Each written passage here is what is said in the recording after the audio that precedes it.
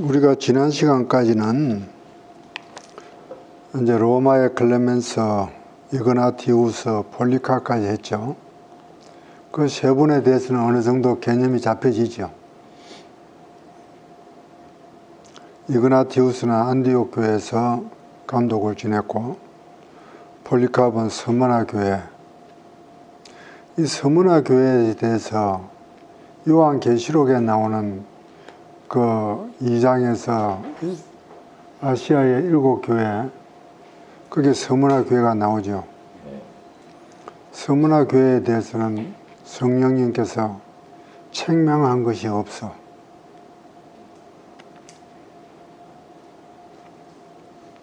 그래서 폴리카본 그 2대 감독으로 지냈고, 거기서 그 바울과 세례 요한이 그 교회에서 많이 영향력을 끼쳤고, 그분들 밑에서 폴리카비 교육을 받았어요. 거기까지는 공부를 했고, 폴리카비 죽은 해수는, 돌아가신 그 순교 해수는 AD 155년, 그리고 이보다 한 50년, 40년 전에 이그나티우스는 110년경에 순교를 당하셨고, 그 다음에 우리가 공부할 사람은 저스틴이라는 사람인데, 유스티니아누스, 영어 발음을 하면 유스티니아누스라고 저스틴인데, 이 사람은 이 사람에 대해서 우리가 관심을 많이 가질 필요가 있어요. 이 사람은 이방인인데 사마리아에서 태어났어. 사마리아의 그 동네 이름이 뭐더라? 그 세겜이던가? 거기서 태어나서 집안은 꽤 부유했던 집안인 것 같아요. 그래서 부유해서 그 지중해 지역을, 그리스나 아데네 지역을, 알렉산드리아나 로마에 여행을 많이 하면서 여러 스승들을 많이 만났어요. 이 사람은 성격은 참 독특한 사람인가 봐, 나는. 이 사람에 대해서 우리가 조명을 좀 해줄 필요가 있는데, 이 양반은 지식에 대해서, 진리에 대해서 탐구하고 싶은 욕망이 굉장히 강했던 사람이에요. 저스틴이. 이 사람이 처음에 그리스의 그 헬라 철학을 보면 고대 철학과 알렉산더 이후 철학으로 갈려지는데, 고대 철학은 피타고라스, 달레스, 플라톤, 아리스토텔레스, 이거 고대 철학이라 그래요. 그리고 헬라 철학은 에피큐로스, 그 다음에 견유학파바, 견유는 그 크노시스, 혹은 또 스토아 철학, 이것이 헬라 철학의 근간이거든. 그런데 이 저스틴이 이 헬라 철학 세 개를 전부 다 섭렵하려고 다 배우려고 그랬어요. 그런데 견유학파, 이 견유학파는 뭐냐면은, 우리가 제일 잘 아는 사람, 데오니소스라는 사람이지. 알렉산드르가 와서 네 원하는 게 뭐냐 다 들어줄게. 그러니까 그 사람이 내 앞에 햇빛이나 가리지 말라, 비켜달라. 그런 사람이야. 이 사람이 견유학파인데, 견유학파라는 말이 왜 견유학파가 나오냐면, 이 사람이 무소유의 그런 철학이야. 그런데 걔는 돌아다니면서 아무 재산이 없어. 어디 가서 얻어먹는 거야, 그냥. 그래서 이 사람도 지가 얻어먹으려면 바가지가 하나 있어야 되거든. 그런데 이 바가지조차도 내버렸어. 이걸 시니코스라고 그러는데, 이 시니코스는 영어로 말로 시니코스는 영어로 어때가지고 시니컬이라는 단어가 붙은 거예요. 약간 비웃는 거, 조소적인 거, 세상을 조소하면서 약간 비웃는 태도, 이 세상 문화에 대해서 좀 무시하는 그런 철학 사상이었어요. 그런데 이 저스틴이 거기에 견주학파에 빠져들어가 보니까 아무것도 없어. 그 다음에 또 피타고라스 학파에 또 들어가 봤어. 피타고라스 학파는 지중해 동부에 있는 그런 학파인데, 이 피타고라스 학파는 수치를 중요시하는 철학이야. 그러니까 그것도 들어가니까 기하학을 공부해라, 수학을 공부해라, 이런 걸 쓸데없는 공부를 시키는 거야. 이것 가지고 무슨 진리하고 관계되느냐, 신하고 무슨 관계가 되느냐, 그 환멸을 느끼고 나와버렸어요. 그 다음에 에피큐로스 학파에 들어가서, 에피큐로스는 이거 쾌락주의야. 그런데 그거 들어가니까 과외비를 너무 많이 달라 그래. 이게 무슨 철학이냐, 그거서 또 나오고. 그래서 스토아 학파에 들어가서, 스토아에서는 좀 금욕적이고 좀 철학적인 면은 있어요. 그래서 이거 방황을 하다가, 사상적인 방황을 하다가 이제 마지막으로 플라톤을 접하게 돼요. 이 플라톤을 접해 보니까 이는 뭔가 좀 있는 것 같거든. 그 플라톤에 대해서 심취를 하게 돼요. 그런데도 플라톤의 철학에 대해서 궁극적인 질문에 대해서는 대답을 못하죠. 신에 대해서, 인간에 대해서, 우리가 마지막 이 세상 종말에 대해서, 플라톤에 대해서는 그게 대답을 못 해주고 있는, 그리 갈등을 있는 중에 이상한 사건이 발생해요. 어떤 그런 이야기는 그 에피소드로서 이야기 들었을 텐데, 어떤 바닷가에서 사색을 하면서 걷는 중에 한 노인을 만났어요. 그 노인을 만났는데 이 노인이 기독교적인 그리스도에 대한 복음을 전해드린 거예요. 그런데 이 사람이 그 노인에 대해 그 이야기를 듣고 신구약에 대해서 이야기를 듣고, 야, 여기에 참 진리가 있구나. 그래서 기독교 신자로 바뀐 거예요. 이 저스틴은 그 이전에는 굉장히 철학자였어. 세상적인 철학자였다고. 그런데 그 노인과 만나고 난 뒤로부터 완전히 그리스도 교인이 됐어. 그래서 이 그리스 철학에 대해서 굉장히 정통한 사람이었다고. 그런데 이 저스틴 영향으로 오늘 공부한 알렉산드리아의 클레멘트나 오리겐도 이 저스틴의 영향을 많이 받았다고 그래. 그래서 이 플라톤에 대해서 이 저스틴이 말하기를 기독교를, 그리스도를 아는 문턱까지는 그리스 철학이 유용하다. 그 문턱 넘어서지는 못하는 거야. 이 문턱을 넘어서는 것이 그리스도의 복음이야. 이 사람이 그리스 철학에 대해서 그렇게 플라톤에 대해서 굉장히 심취를 해요.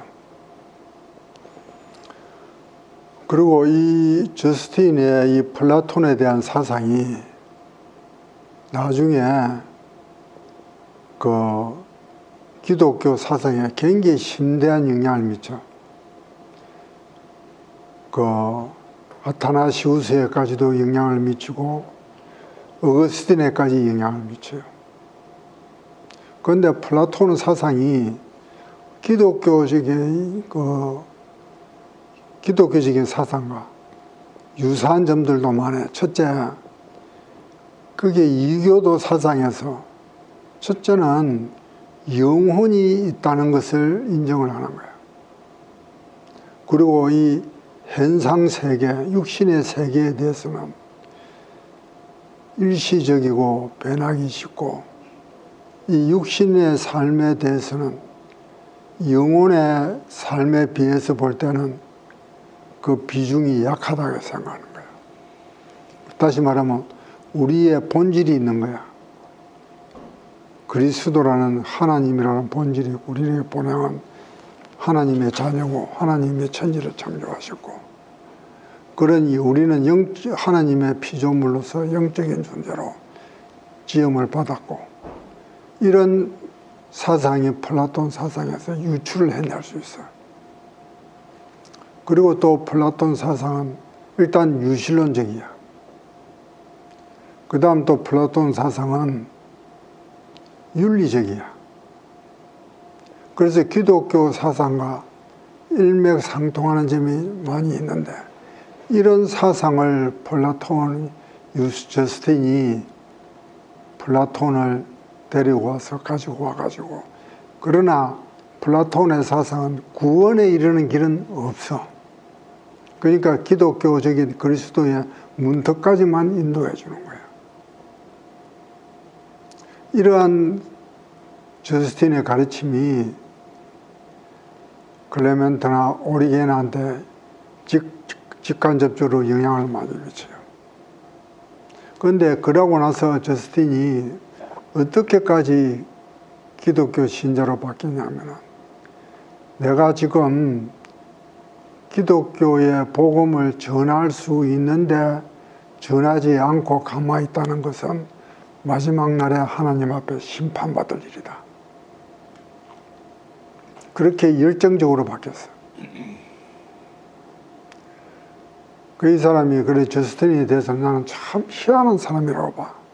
이방 사람으로서 세상 학문에 그렇게 공부를 많이 하고, 그렇게 기독교 사상을 받아들이고 나서 그렇게 겸손하고 주님 앞에 완전히 헌신할 수 있는 이런 철학자가 현대 세계에서 있을 수 있을까?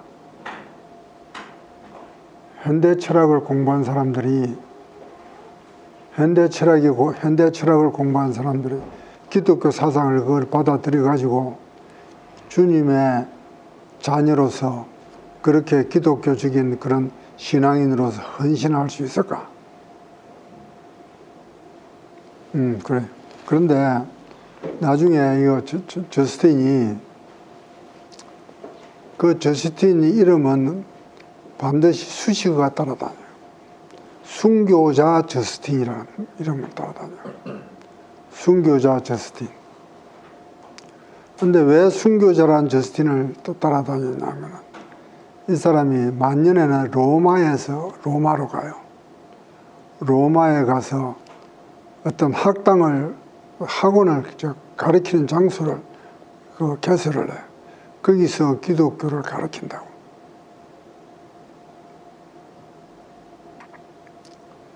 그런데 거기서 기독교를 가르칠 때, 그 당시는 로마 법에 의해서 기독교를 가르치고 포교를 하면 불법자였다고.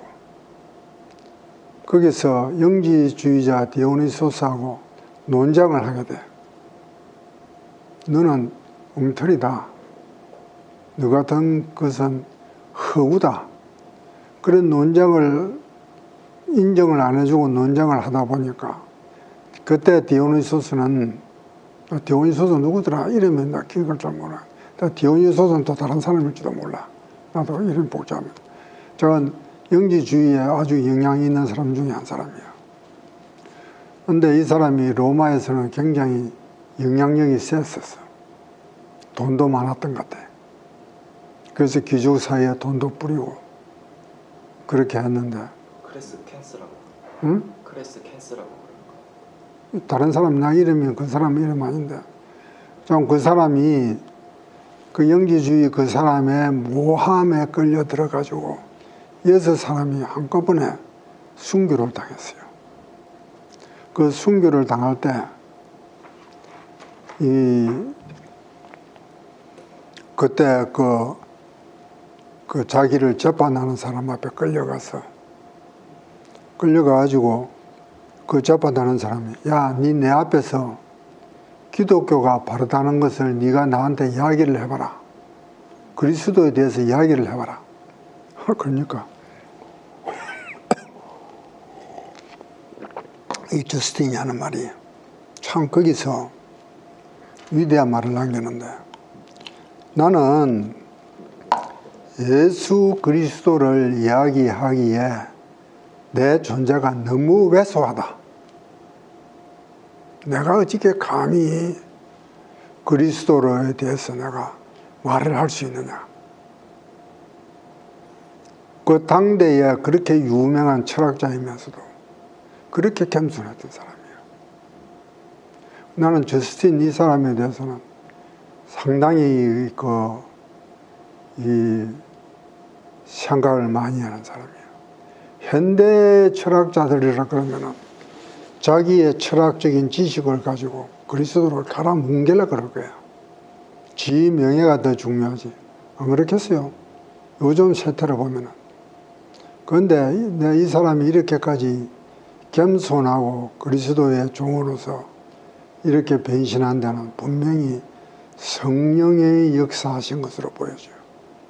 하나님께서는, 성령님께서는 이 철학자, 그리스 철학자를 활용을 해서 기독교를 변정하는 그런 도구를 사용했어요.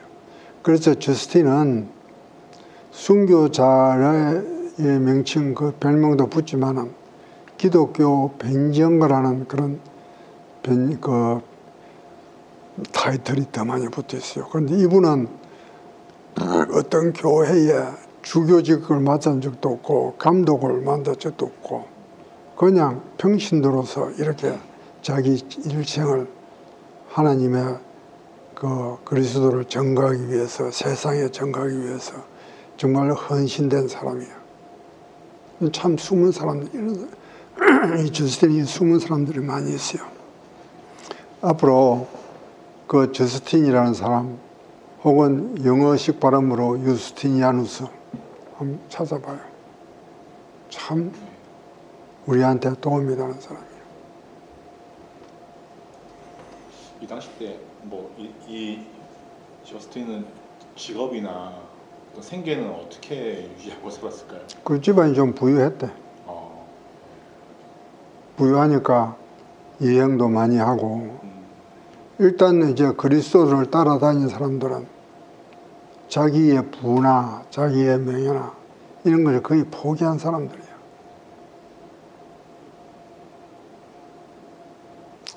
그 예수님의 12 제자들도 보면은 직업이 없었어요. 그 예수님께서 하시는 말씀이 가서 복음을 전하고 거기서 너가 대접해 주는 대로 그것을 가지고 먹어라. 옷도 두 벌 가지지 말고 내일 먹을 것을 염려하지 말고. 그러니까 고행자의 길을 걸은 거예요. 예수님의 12 제자들은 전부 다. 땅 위에서 어떤 육신의 안락함을 구한 적이 없었어요. 그러니까 저스틴도 자기 집안에 재산이 있었는 건 몰라도 이렇게 기독교적인 헌신적인 삶을 살아온 사람들이에요. 그 다음에 이제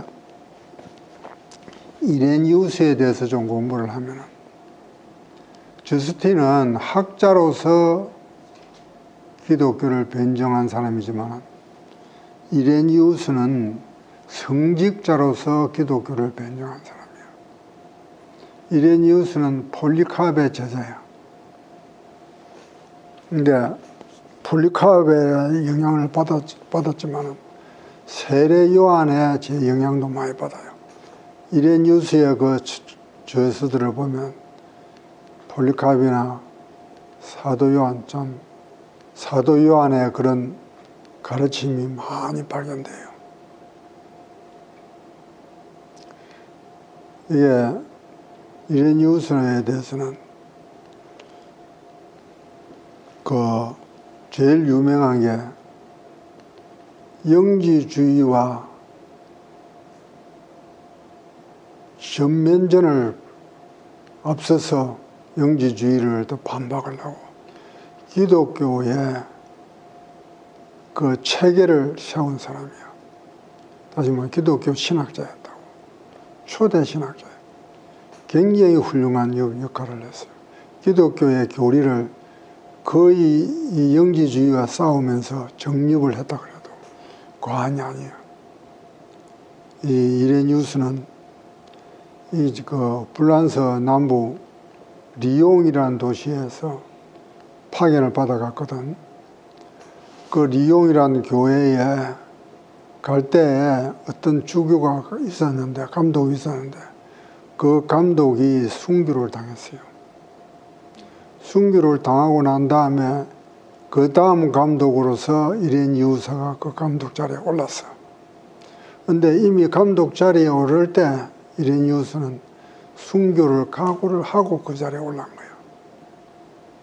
나는 내 목숨은 이미 예수님 앞에 제물로 드렸다.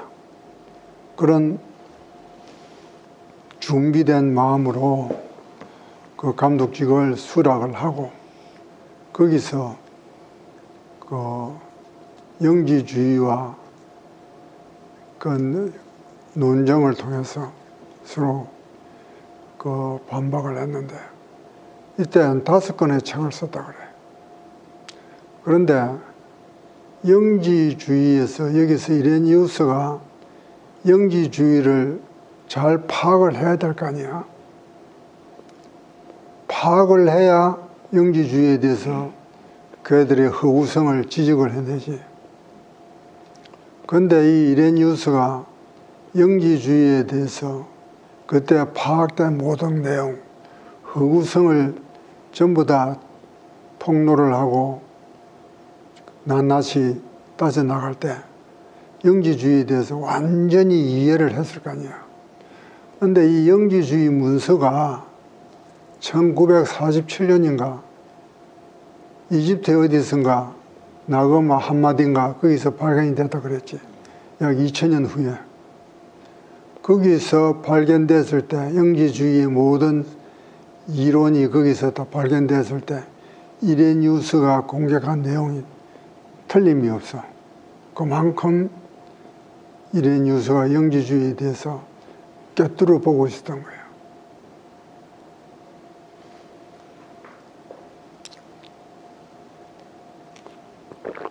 우리 기독교 역사상에서 이렇게 훌륭한 교부들이 없었다면 우리 신앙의 고백들이 이렇게 오늘날 우리에게 전해질 수가 없었을 거예요. 이것은 우리가 역으로 생각하면 하나님의 성령님께서 그때 시와 장소에 따라서 하나님께서 자기의 일꾼들을 보내셔가지고 교회가 바로 설 수 있도록 인도하시는 하나님의 섭리를 우리는 뒤에서 느낄 수가 있는 거예요. 그 배후에서 역사하시는. 그 이레니우스에 대해서는 기독교 변정 교부에서 가장 유명해요. 저스틴하고.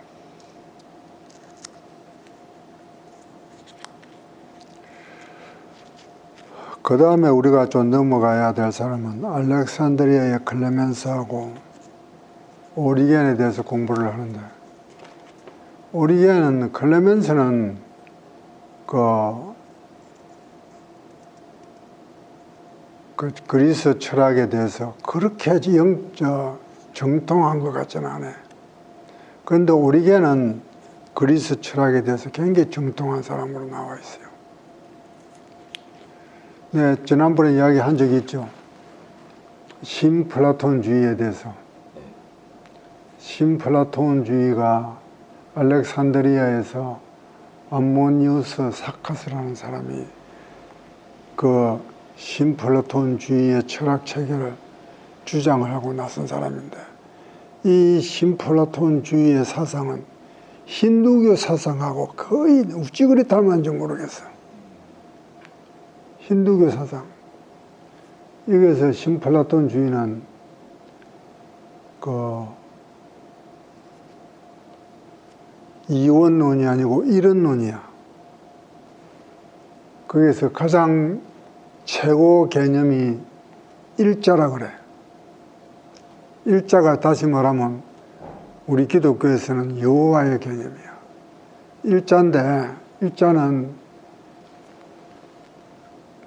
표현을 못해. 그냥 애매모호하게 우리는 알 수도 없어. 그냥 일자라고 있다는 거야.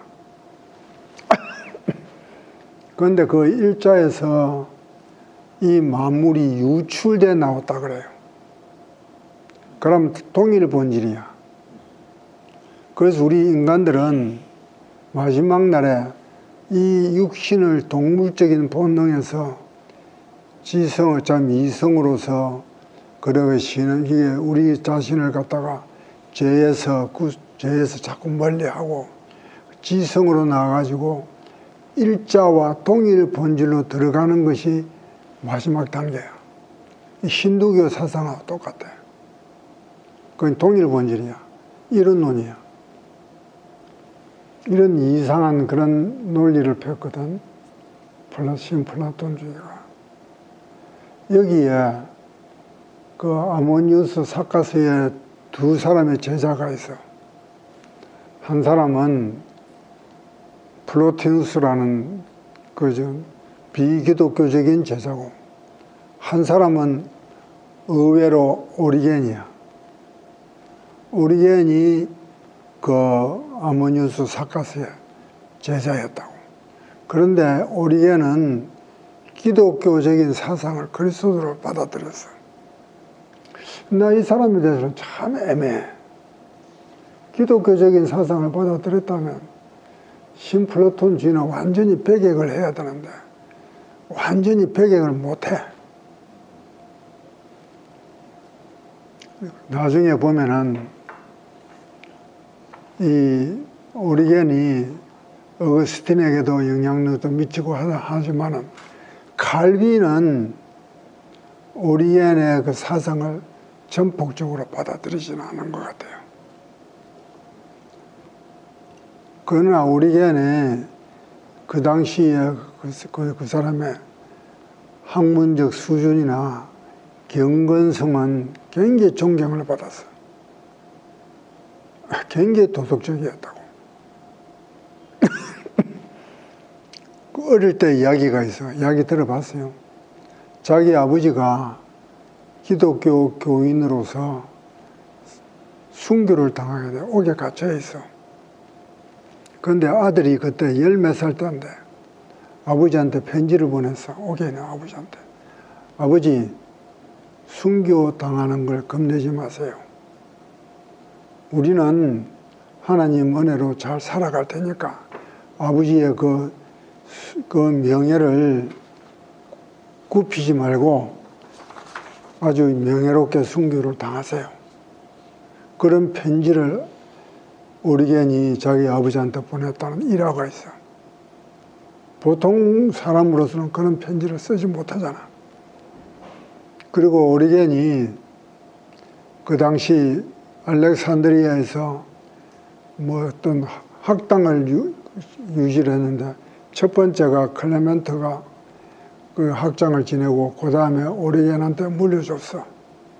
그러니까 오리겐이 원체 그 웅변술이나 논리학이나 그리스적인 그런 철학에 대해서 굉장히 능통했다가 그 당시 로마에서는 웅변술을 잘하면은 말을 잘하면 출세를 했다고. 그 정치니까 논리적이고 논리학이나 웅변이 잘하게 되면 그것을 배우기 위해서 젊은이들이 구름대같이 모였어요. 그래 많은 제자들을 갖다가 가르쳤다고. 그러다 보니까 이 양반이 굉장히 바빴어. 그래서 그 당시 거기서 그 감독이 여자 비서를 많이 붙여줬어. 도와주라고. 그러니까 이 오리겐은 내가 젊은 여자들 사이에 있으면 간음죄를 범할 수 있다. 그래서 자기 스스로 고자가 돼버렸어. 자기 수술을 해버렸어. 그만큼 윤리적인 생활에서는 확실하게 외부 사람들이 볼 때 존경심을 일으킬 수 있는 그런 생활을 한 사람이야. 그러니까 속에 들은 기독교적인 그리스도를 받아들이는 데 대해서는 좀 애매한 태도를 취한 거야. 그런 이 사람 생활 방식은 굉장히 그리스도적이야. 그래서 많은 사람들에게 영향력을 많이 끼쳐서 좋은 영향력을.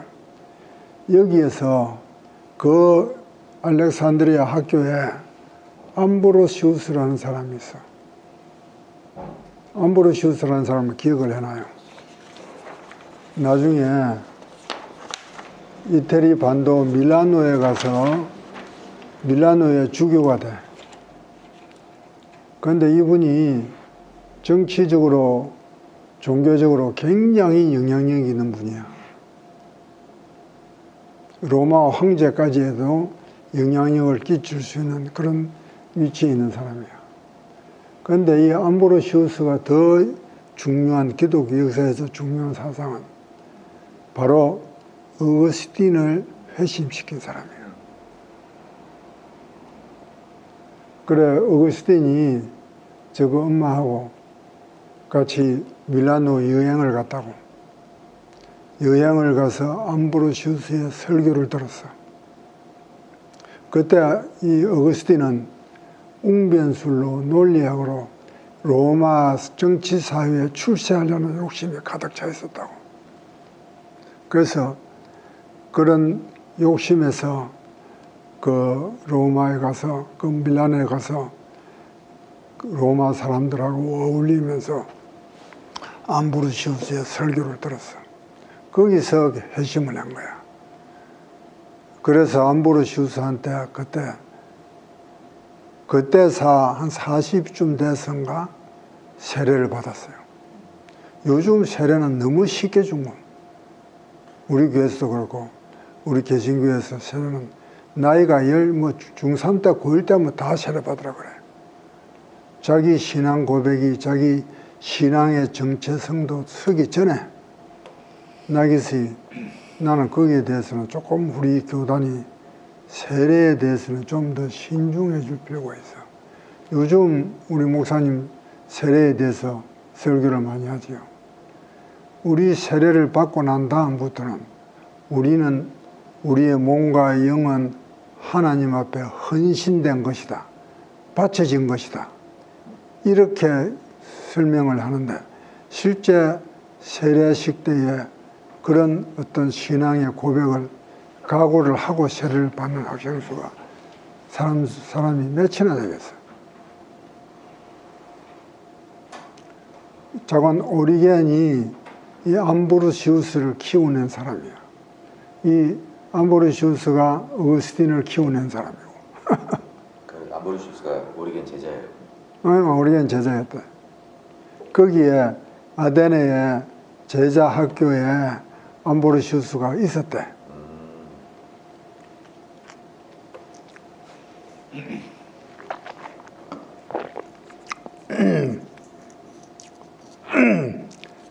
그런데 오리겐의 이 이야기는 나도 이분에 대해서 신앙 고백에 대해서 좀 갈팡질팡해요. 나중에 AD 500년경에 대해서는 로마 카톨릭에 의해서 이단으로 정죄가 될 수 있는 그런 이단으로 정죄를 받는 그런 파란만장한 그런 역정을 거쳐온다고. 장 오리겐이 그 당시 기독교 사회에서 그런데 오리겐이 구약에 대해서 특히 그 민수기에 대해서 출애굽기에 대해서 해설을 성경 주석을 쓰거든. 이 구약에 대해서 성경 주석을 쓰는데 알레고리적인 방법이라 그래. 알레고리라는 말은 무슨 말이냐면 비유적이야. 비유적으로. 그런데 이 구약에 대해서 알레고리적인 해설을 한 것은 상당히 영향력이 있었던 것 같아요. 그런데 그런 걸 보면 참 경건한 우리 크리스찬이라고 볼 수가 있는데 어떤 자기의 철학 사상을 볼 때는 그리스도를 갖다가 모르겠어. 이분이 그런 신학 사상을 볼 때 하나님은 천지 창조주시고 예수님께서 그 구원 나중에 심판주로 오신다 그런 말씀을 하기는 했는데 구원론에 있어서도 좀 우리가 고백하는 그런 구원론이 좀 아니야. 좀 애매한 그런 스탠스를 많이 취했어요. 일단은 오리겐에 대해서는 그리스 철학에 너무 심취했던 것 같아. 그런데 저스틴하고는 달라. 저스틴은 완전히 그리스도를 구주로 인정을 하고 그 기독론에서 하나님의 천지 창조를 저스틴은 구약과 신약을 한 권으로 봤어. 똑같은 책으로 봤다고. 구약과 신약을 똑같은 책으로 봤어. 이것이 굉장히 우리 저스틴의 그런 업적 중에 큰 업적이에요. 그런데 영지주의는 구약은 성경이 아니라고 그랬다고. 엉터리 책이라고 그랬다고. 구약의 하나님과 여호와나 구약의 여호와와 신약의 하나님은 전혀 다른 신이야. 영지주의는. 구약에서 여호와는 엄격하고 벌을 주는 하나님이지만 신약에서 예수 그리스도는 사랑의 하나님이고 포용을 해주고 용서해주는 하나님이야. 전혀 구약은 완전히 신구약을 갖다 구별한 거야. 영지주의의 결정적인 우리가 그 영지주의를 그렇게 배척해야 되는 이유는 그래. 그런데 요즘 자유주의 신학자들이 구약을 인정하지 않은 경향들이 많이 있어요. 그거는 완전히 허구다, 신화다. 그 자유주의 특히 그 성경을 갖다가 성경 해석학이라고 하면서 성경을 시대적으로 구분해서 해석을 하는 거야. 그런데 성경을 갖다가 구조적으로 허물어뜨려 버려요. 자유주의 신학자들이. 그러니까 이것이 영지주의의 영향이 크지 않나 이런 생각이 들었나. 그런데 오리겐은 구약은 또 인정을 해요. 자, 그 다음에 터툴리안이라는 사람이 있는데 지금까지 우리가 이야기한 사람들은 전부 다 동방신학자들이야. 동양이야, 아시아. 동방신학자야. 그리스, 헬라 문화에 있는 신학자들이야. 그런데 터툴리안은 라틴 신학자야. 그때 라틴이라 그러면은 로마가 중심이 아니고 그 카타르 전지가 어디고 그 아프리카 북쪽에 있는 도시가 뭐지? 그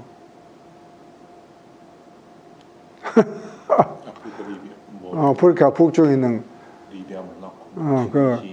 그 키역자로 발음돼 있잖아.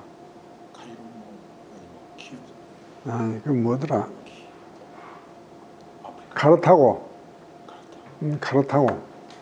카르타고의 중심이 둔 거기 카르타고도 로마의 식민지였으니 거기는 라틴어를 쓰던 지역이거든. 그러니까 라틴 신학자들은 거의 카르타고 출신이야. 터툴리안도 그렇고 키프레아누스도 그렇고. 그런데 이 터툴리안에 대해서는 우리도 이야기를 좀 많이 해야 되는데 이 사람은 로마 귀족의 아들이야. 그런데 이 사람은 굉장히 성격이 단순하고 직선적이고 웅변을 잘했어요. 그런데 이 사람은 기독교로서 개송하고 난 다음에 아주 실천적이고 말씀 그대로 믿었던 사람인데 그런데 이 테툴리안은 이야기가 그 아데네 학파, 알렉산드리아 학파, 클레멘스나 오리겐에 대해서 어떤 말을 한마디로 하느냐면은 예수 그리스도와 아데네와 무슨 상관이 있느냐? 그리스와 히락과 예수 그리스도는 헬라와 무슨 상관이 있느냐? 다시 말하면 헬라 철학을 갖다가 완전히 부정을 하는 이 기독교를 헬라 철학으로서 설명을 하려고 하는 그 자체를 굉장히 못마땅하게 생각했어요. 그러면서도 터툴리아는 자기의 곳곳에 자기 곳곳에 그 플라톤적인 사상이 조금씩 비치기도 해요. 늦게 왔네. 뭐 준비하라고 그랬지? 오리겐하고 클레멘트하고. 이야기해봐 이제. 아니, 자료 좀 보고 말씀드리면 안 되겠습니까? 자료 보고 이야기해. 지금 그 이야기하고 있는 중이야.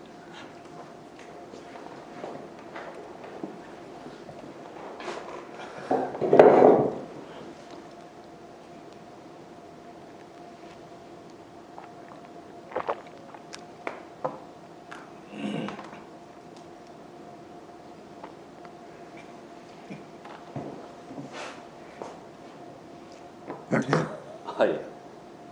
나 좀 쉬자 그 사이에.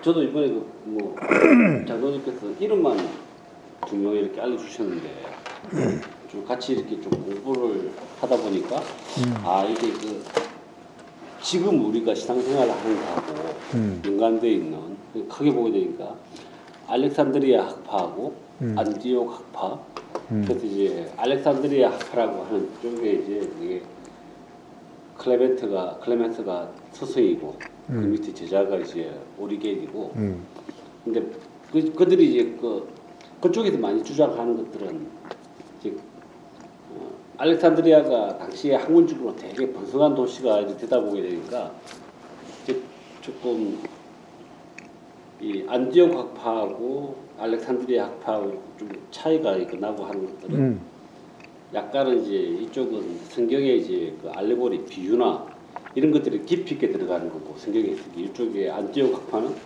그 당시에 성경의 제자가 누구냐, 청정을 누구로 대상이느냐 문자적으로 했어. 그래서 우리가 요즘 이제 목사님께서 막 그 성경을 풀어서 해석하실 때 제일 먼저 이 성경이 어떤 언어로 써야지 가지고 대상이 누구냐, 시대적 상황이 어떠냐 그 문자적 해석의 배경을 가지고 그 성경에서 지금 말씀하고 있는 내용들이 지금 그 시대 사학적인뿐만 아니라 장차 오실 예수님에 대한 그런 이제 모형론에 가깝게 설명하시는. 그러니까 지금 현재 우리가 지금 현 시대에서 성경 해석하고 있는 것들은 이 안디옥 학파와 알렉산드리아 학파가 주장되는 것들이 되게 그 당시에는 무의미하게 보였을지 모르지만 지금 우리 입장에 대해서는 그 두 가지의 그런 장점들을 다 택해가지고 이렇게 지금 현재 우리가 하고 있는 이런 주장들이 한쪽으로 많이 좀 치우친 것도 있지만 특히나 이제 오리겐 같은 경우에는 이게 조금 이제 좀 자기가 지나치다 보니까 후세에 물론 이제 그 오리겐의 후배들이 제자들이 조금 더 이제 그런 나갔던 이런 것들이 있어가지고 뭐 이단으로 정죄받는 그런 이제 그 자기들 신학적 논쟁이 한 두세 가지가 이렇게 좀 발견되고 있는 것 같습니다. 그래서 크게는 이제 뭐 이레니우스가 우리가 그런 이제 영지주의하고 막 싸웠다라고 하게 되게 되면 그 다음에 이제 이렇게 클레멘트하고 이 오리겐 쪽이 이제 알렉산드리아 학파를 하면서 그 사람들이 주장했던 내용들에 대해 가지고 좀 저도 한 일주일 내내 그 자료 같은 것도 좀 하니까 처음에는 뭐 그런 이제 초대교회 교부들이 뭐 그렇게 와닿지는 않았는데 그 사람들의 일생하고 그 사람들이 주장하는 거 꼼꼼히 한 번씩 보니까 좀 도움이 많이 됐던 것 같습니다. 그러니까 내용은 자세하게 많이 좀 이렇게 준비를 좀 조사를 해왔거든요. 네.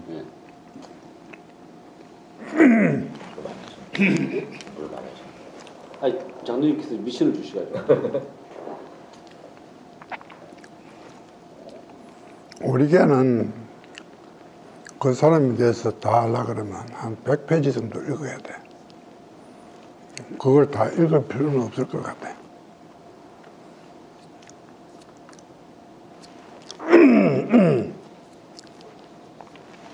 클레멘트는 비교적 간단해. 오리겐은 공부를 너무 많이 했어. 평가하는 게 이런 신학적 우리가 성경 해석에 대해서는 천재성을 가지고 있다. 그러다 보니까 한 18살 때부터 그런 이제 신학교에 학장으로까지 이렇게 위탁받을 정도로 그 천재성이 있기 때문에 뭐 그런 천재의 더 상상력을 뛰어넘어서는 이제 그런 이제 신학적 주장들이 있다 보게 되니까 이제 그런 것들이 부대에 와가지고 이단으로 뭐 있는 것 같아요. 그건 우리의 신앙은 그 세상 학문이 오리겐은 세상 학문에 너무 심취했던 것 같아요. 그리스 철학이. 그리스 철학을 완전히 포기하지 못하고 자기의 그런 그리스 철학에 상당히 많이 사로잡혀 있었던 게 아닌가 그런 생각도 들어요. 그 오리겐이 주장했던 것들 중에서 가장 크게 이제 이단으로 정죄받는 게 만유 회복설.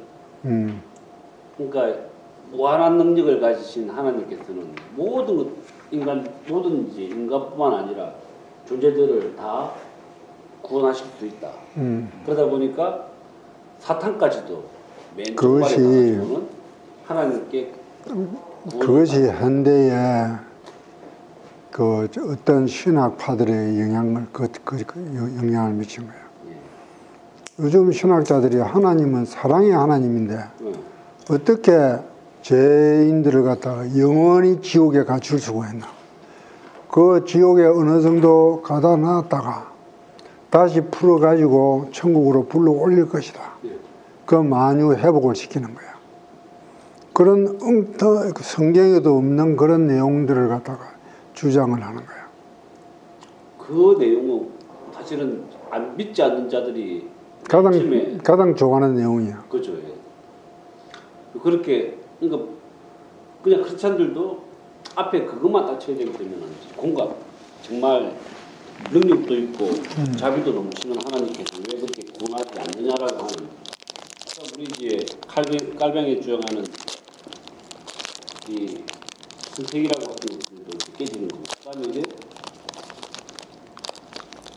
아까 첫 번째 주장은 우리가 하나님의 자비에 대해서 공감하는 측면이 있지만 비판적인 관점에서는 그러면은 인간의 자유의지와 공정성이 어떤 문제가 되느냐 이런 것들에 대해 가지고 뭐 우리는 이제 인간은 하나님을 거부할 자유도 사실은 주셨잖아요. 하나님께서 자유의지가 거부할 수 있는 그런 타락이 그렇죠.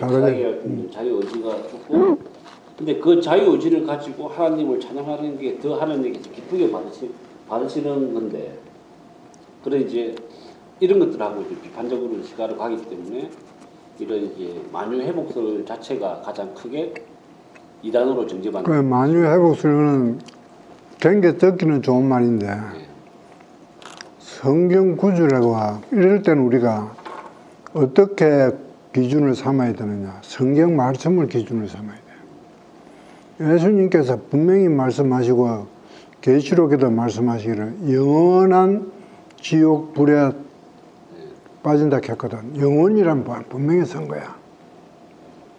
그러니까 그 성경 구절에서는 완전히 그 말씀과 상치가 되는 거야. 그러니까 하나님의 속성을 갖다가 인간 중심으로 이리 해석하고 저리 해석을 하는데 상당히 애매하게 들릴 때가 많거든. 그럴 때는 성경 말씀으로 돌아가면 가장 간단해요.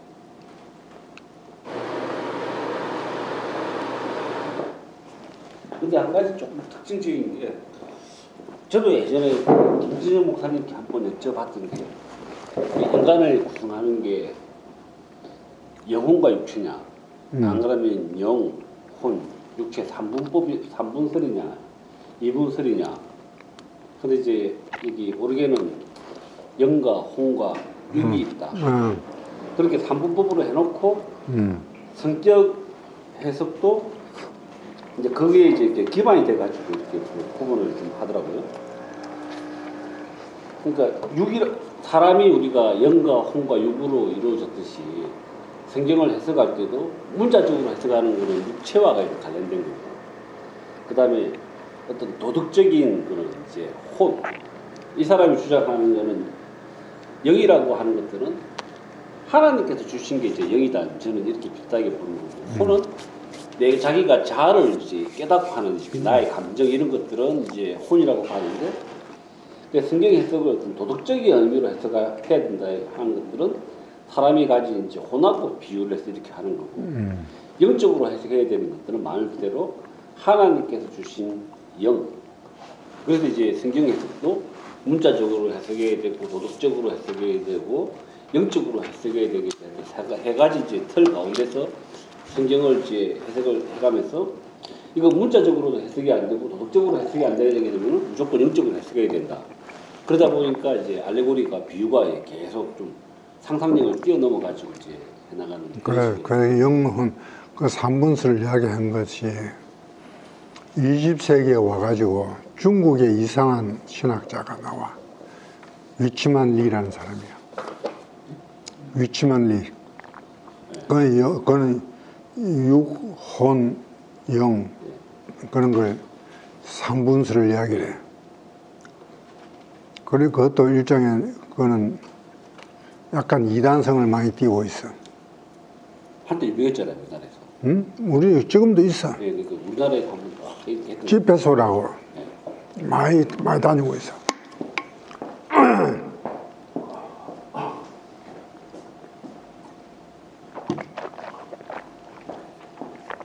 오늘도 인간을 그럼 어떻게 파악할 것이냐. 갈라디아서 6장에 보면은 인간에 대해서, 구성에 대해서 그 혼에 대해서는 말이 없어. 딱 두 가지가 나와. 영에 속한 사람과 육신에 속한 사람. 영에 속한 사람은 갈라디아서 6장 그 몇 절이든가 20절이든가 18절부터인가, 육에 속한 사람은 현저하니 제약의 모든 속성들을 따라가고, 영에 속한 사람은 그 열매가 9가지 성령 열매를 맺는 거야. 딱 구별해놔서 그렇게. 그걸 굳이 뭐 알레고리적으로 해석할 필요가 없어. 그건 괜히 혼미시키는 거야, 우리를. 이상한 데로 끌고 가는 거야. 그것이 알레고리의 제일 큰 문제점이야. 비유적으로 설명을 하고, 성경 말씀은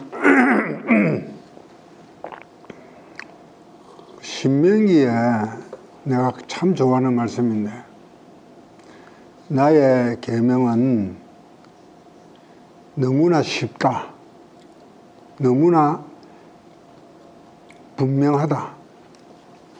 내 계명을 설명을 하려고 바다 끝에 갈 필요도 없고 저 별 위로 올라갈 필요도 없다. 내 계명은 누구든지 보고 읽으면 그대로 알게 돼 있다. 그 분명히 이야기를 하셨는데 왜 그것을 갖다가 자꾸 유추 해석을 하고 이상한 인간의 방법으로 해석하려고 그래. 하나님이 그러니까 안디옥 안디옥 에베소파가 하나님의 말씀 그대로 순수하게 받아들이는 거야. 그리고 알렉산드리아파는 그리스 신학이, 그리스 철학이 들어와가지고 자꾸 인간 중심으로 끌고 가려고 그래. 그러나 이것이 초대교회 교부에서 알렉산드리아가 기독교 발전상에서 하나의 큰 역할을 한 것은 사실이에요. 마치 이란들이 나섬으로 인해서 우리 기독교 교리가 더 단단해지고 더 체계적으로 갖추어진 것처럼,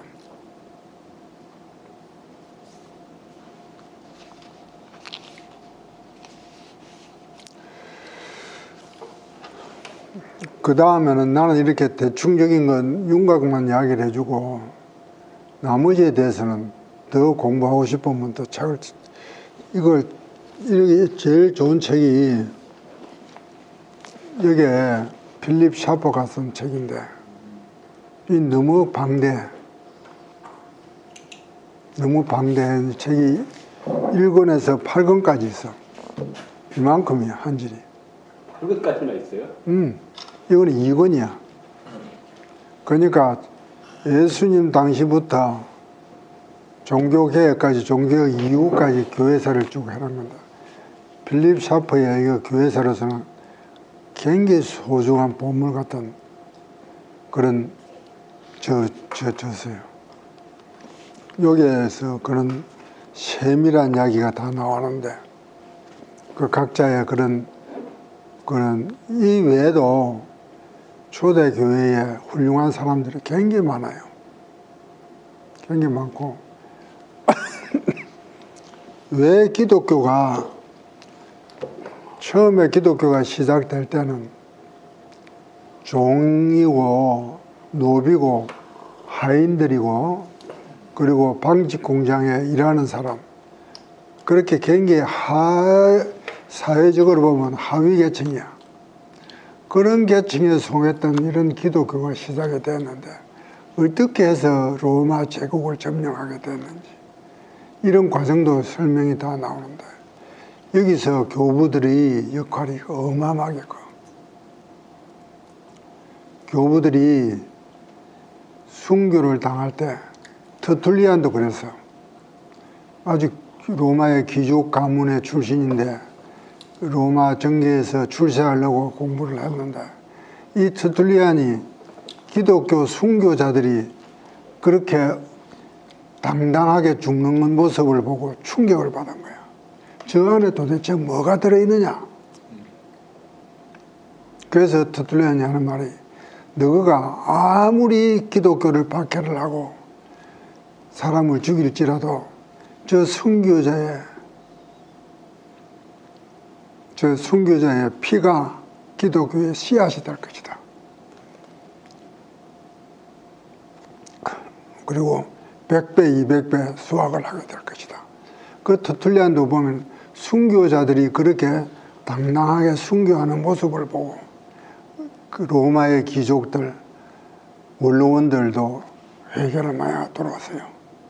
처음에는 기독교가 굉장히 사회에서 볼품없는 사람들로 시작이 됐지만, 이 기독교가 실제로 보면은 기독교의 내용은 너무나 단단하고 확실하게 꽉 차 있어. 이렇게 이 세상의 시작부터 세상 마지막 날까지 일목요연하게 설명할 수 있는 어떤 종교도 없고 어떤 철학도 없어. 기독교만큼 이렇게 속이 꽉 차 있는 이런 것이 없다고. 이단들도 보면은 전부 다 허점투성이야. 플라톤의 철학도 보면 허점투성이야. 플라톤은 아까도 이야기했지만 기독교를 안내할 수 있는 문턱까지는 우리 갈 수가 있어.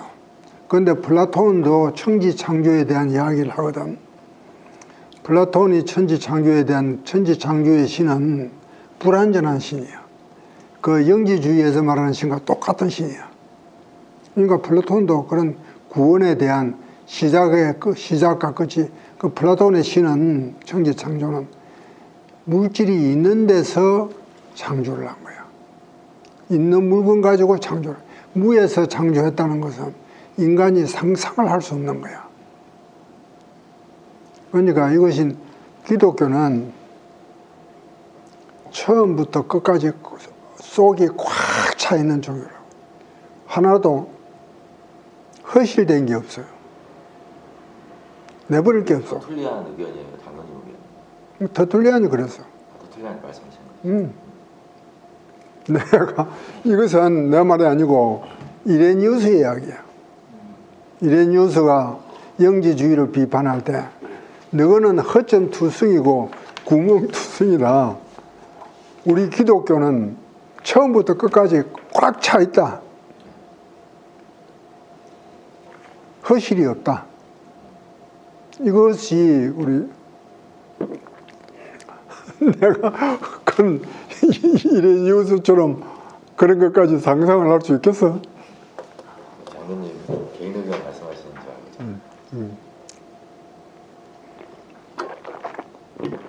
그렇게 우리의 선배들이 한 말씀 한 말씀 남긴 것들이 우리에게는 굉장히 큰 빛의 역할을 한다고.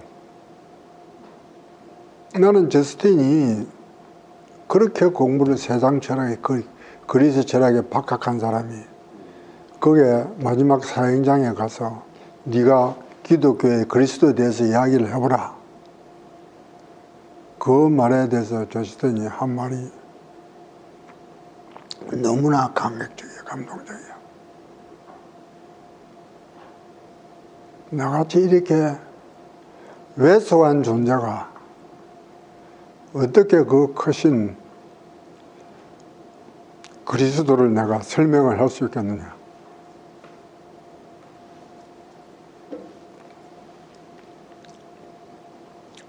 그 말 한마디로 순교했나요? 그러고는 선고당했어. 한 24시간 필리버스터 할 정도로 똑똑한 사람이었을 텐데. 내가 읽어줄까?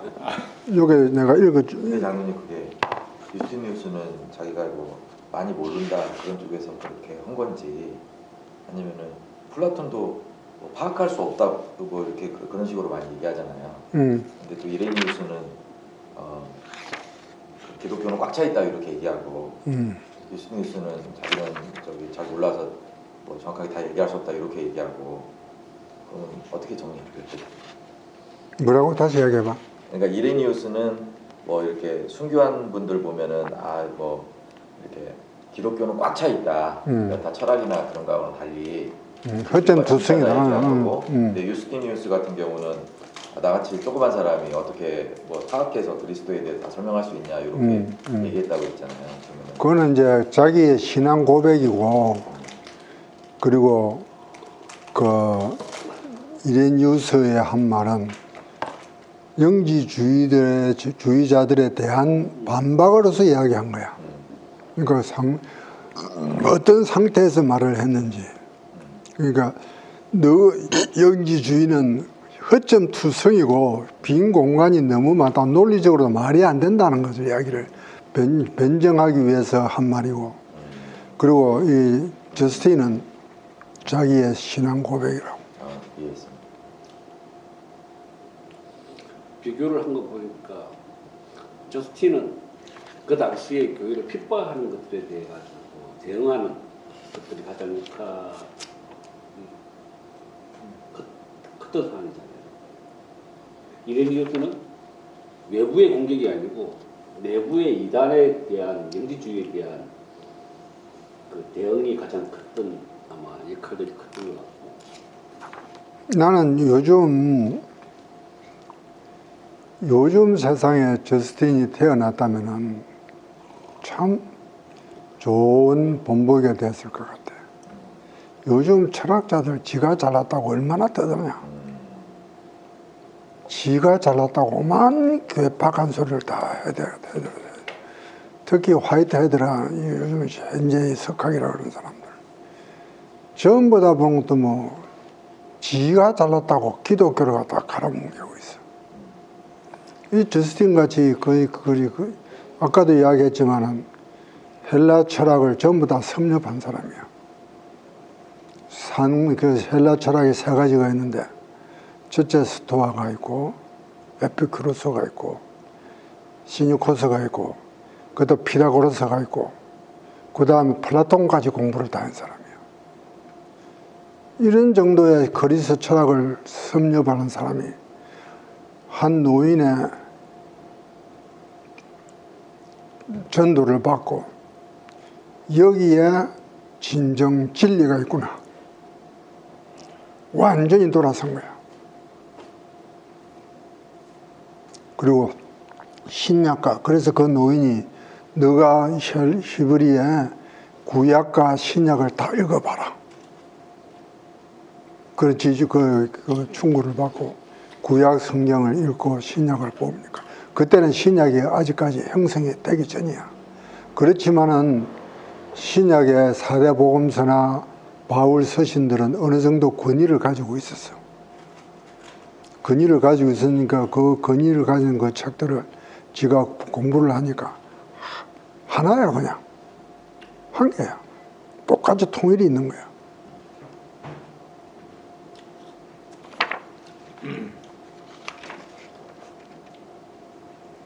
나 이거 읽어주려고 찾아놨는데 잘 안 잡힌다.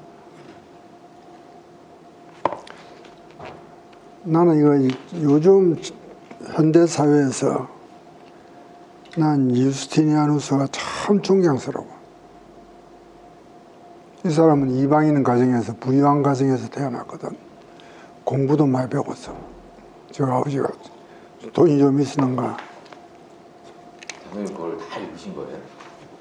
뭐 읽어봤던데 잊어버렸어. 어디에 있는지 못 찾겠네. 이번에 강의하시려고 읽으시는 거예요? 옛날에 읽으시는 거예요? 옛날에도 읽어봤지. 읽어보고 다시 찾는 거지. 이게 어디쯤 있더라? 아, 힘들게 지금. 나는 책 읽는 걸 좋아하니까. 근데 약간 좀 요즘에 좀 민감한 질문일 수가 있는데 우리 갈렙 책을 선정을 하고 하면서 한번 살짝 조금 이슈가 됐다가 확 깔아냈던 건데 캐톨릭에 대한 평가들 있잖아요. 우리 교회는 벌써 일부 그런 시각으로 보시는 분이 있거든요. 캐톨릭에서 영세를 받으신 분은 세례를 받은 거 우리 인정을 해주잖아요 지금. 그거는 다 인정을 해. 예, 인정해 주죠. 그다음에 어디 저 침례교나 이런 계열에서는 기독교의 가장 큰 이단이 캐톨릭이다라고 하는 시각도 있어요. 근데 이제 지금 우리가 보게 되면 초대교회 때 이런 교부들의 노력을 해가지고 우리 탄탄해졌잖아요.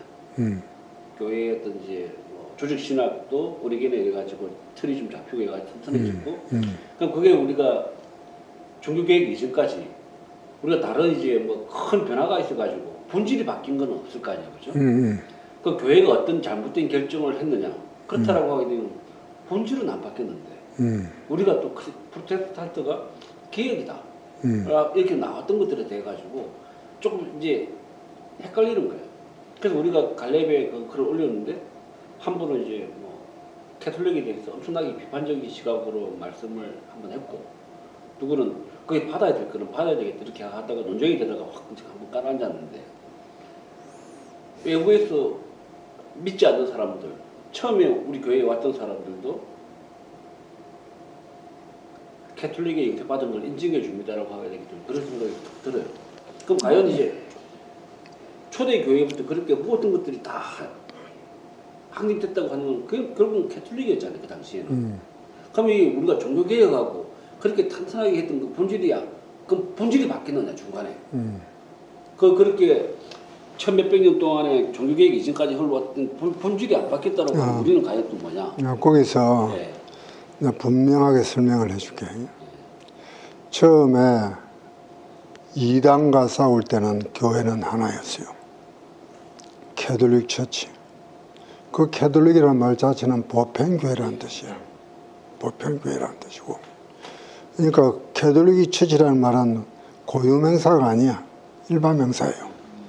그런데 이것이 그것이 한 1000년을 흘러가면서 교황 중심으로 바뀌어버렸어. 캐톨릭이 그 신앙 자체가 변질이 돼버렸다고. 옆으로 간 거야. 처음에 교부들이 세워준 그런, 우리 처음에 교부들이 이단과 싸우고 로마 끌려고 싸워가지고 바로 세운 그런 교리가 교황의 그런 건의에 의해서 차츰차츰 변질이 됐어요. 근데 그게 본질이 본질도 본질까지 변하게 됐어. 본질까지 변하게 어디까지 교황을 갖다가 절대적인 그런 자리에 올려놓게 되니까 신앙의 본질까지도 자연적으로 바뀌게 돼요. 그 대표적인 게 뭐냐면은 우리는 오직 우리의 구원은 구원론에서 제일 큰 차이인데 하나님의 절대적인 은혜로 믿음으로써 우리는 구원을 받는다야. 그러나 가톨릭에서는 우리의 행적이 들어가야 돼. 그것은 성경의 근본 가르침과 틀리고, 성경의 근본 가르침과 틀린 그 구원론에서 완전히 차이가 나. 이것은 왜 가톨릭이 그렇게 바뀌었느냐 하면은 성도들로 하여금 교회 법에다가 묶어두려고 그런 거야. 교회 법에다가. 그래서 가톨릭은 성경의 근위 못지않게 교회의 근위가 동등해요. 교회의 근위가 동등하다고. 성경의 근위 못지않게. 이것은 굉장한 이단이야. 세상 그 무엇도 성경의 근위를 비교할 수가 없어. 이 가톨릭이 그렇게 바뀌어버렸다고. 세상의 권력과 이 부를 가지면서, 그리고 또 한 가지가 쉽게 볼 수 있는 것은 우리 예수님은 잠잘 곳이 없었어. 머리 둘 곳이 없다 그랬잖아. 예수님 당신 어디로 갈 겁니까? 물으니까 바리새인들이 내가 갈 곳은 나는 머리 둘 곳이 없다. 다시 말하면 완전히 무소유하다고, 돈이 없었어. 그러면서 가난한 사람 옆에 가 있었다고. 그런데 지금 교황은 얼마나 화려하고 사치하고 있어. 그 바티칸 궁전이. 그것도 예수님 정신에서 완전히 벗어난 거야. 그리고 근본적인 게 교황은 성경 해석에 있어서 무엇을 틀림이 없다는 거야. 또 한 가지는 구원 죽고 나서 연옥에 간다는 거야. 이것은 굉장히 참담한 논리야. 우리는 죽고 나면 바로 예수님 앞에 서서 딱 그 자리에서 길이 딱 갈라져. 그런데 연옥에 가서 중간 지점에 가 있어. 중간 지점에 가 있으면서 천국에 갈 사람이 지옥에 갈 사람, 어중한 사람들이 연옥에 가 있는데 그 후손들이 헌금 많이 하고 그 교회 헌신 많이 하면 이 사람은 천국에 간다. 그런 연옥설을 만들어 가지고 신자들을 미혹을 하는 거야. 이거는 성경 그 어디에도 없어. 그러니까 저는 지금 장로님 말씀하시는 거 100% 공감하고 그것도 부분은 있는데, 예수님께서 자신이 세우신 교회잖아요, 그죠? 초대교회가. 그러면 과연 이제 지금 그 사람들이 성모 마리아를 하고 교회를 또 높이하고 하는 것들은 인간들의 행위, 우리가 그냥 이신청유로 보게 되면은 인간들의 행위 때문에 본질이 바뀌느냐, 이런 고민들이 되는 거예요. 그래, 본질을 바꿨지, 저가. 본질을 바꾼 거야. 그러니까 이제 예수님께 세우신 교회인데 인간의 행위로 예수님이 세운 교회의 본질이 과연 바뀔 수가 있나?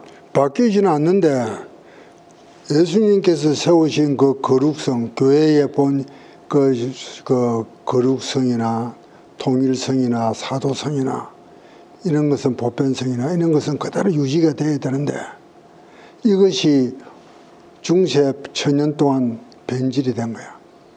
그래서 그것을 종교개혁을 통해서 바른 길로 가게 된 거라고. 저도 이제 장로님 말씀처럼 믿고 싶은데 누가 그렇게 물어보는 거예요. 그게 우리는 분명히 한 번 구원은 영원한 구원이라고 했는데 예수님이 세웠던 그 교회의 본질이 사람의 행위들 때문에 하더라도 끝까지 예수님께서 그 교회를 끌고 가야 되는 게 한 번 구원은 영원한 구원이다라는 거하고 맞지 않느냐라고 물어보니까 제가 답변을 뭐라고 못하겠는 거예요. 분명히 드러나는 현상은 하나님 말씀보다 교회의 권위를 동등하게 두고 뭐 면벌부를 팔고 이런 것까지도 다 설명할 수가 있는데 그렇게 딱 보니까 제가 설명할 논리가 없어가지고. 에스겔서에 보면은 에스겔서에 어떤 비유가 나오느냐 하면은 그 신자의 길을 걷다가 타락의 길로 들었을 적에 있잖아. 그런 사람은 구원이 없어. 분명히 없다. 에스겔서에 나와 있어. 그런데 비신자의 길을 걷다가 뒤에 와서 신자의 길을 걸어서 그 사람은 구원이 있어요. 그건 에스겔서에 나와 있어. 하나님께서 이런 혼란스러운 것을 방지하시기 위해서 하문 택자의 길을 걷다가 비택자의 길을 걸으면 하나님께서 버리신다고. 그것이 바로 이스라엘 역사야. 이스라엘 아브라함을 택해가지고 너 후손이 바닷가의 모래알처럼 번창하리라. 그런데 실제 천년 후에는 이스라엘 레위 지파나 이스라엘의 그 바리새나 사두개파 전부 다 그리스도를 부정하고 사탄의 길을 간 거야. 그거 버리신 거야. 하나님께서도 뜻을 바꿀 수도 있어요. 여러 수십 번 반복적으로 경고를 하고 경고를 해도 따르지 않을 때는 하나님께서도 버리신다고. 이것을 우리는 굉장히 긴장감 있게 우리는 그 말씀을 받아. 나는 이스라엘 역사를 볼 때 굉장히 나도 처음에 혼란스러웠다고. 12지파는 정말 선택한 지파고 영원히 구원받을 지파라 그랬는데 그 사람들이 예수님을 십자가에 못 박고 유대인들에 대해서 그리스도를 왜 이렇게 핍박하는 그런 사람들로 바뀌어버렸어. 사람은 그렇게 마귀의 종로로 할 수가 얼마든지 있는 거야. 로마 가톨릭 교회도 처음에 시작될 때는 굉장히 경건하게 거룩한 교회로 시작되다가 교권이라는 거, 이 막대한 권력을 지다 보니까 타락을 하게 된 거예요. 그러니까 항상 조심해야 돼요. 그러니까 어떻게 보게 되면 종교 개혁 이후에 프로테스탄트들이 고통받은 것 이상으로 초대교회가 여러 순교자들이 더 많은 피로 태워졌던 교회잖아요. 그렇죠. 그러니까 이게 천몇백 년 기간 동안에 사람들의 욕심과 이게 바뀐다고 하면은 조금 겁이 날 수도 있고. 겁이 나지. 그건 조심해야 돼. 그래서 그 본해프는 하는 말이 값싼 구원이라는 말을 써. 값싼 구원. 우리 구원은 값싼 게 아니야.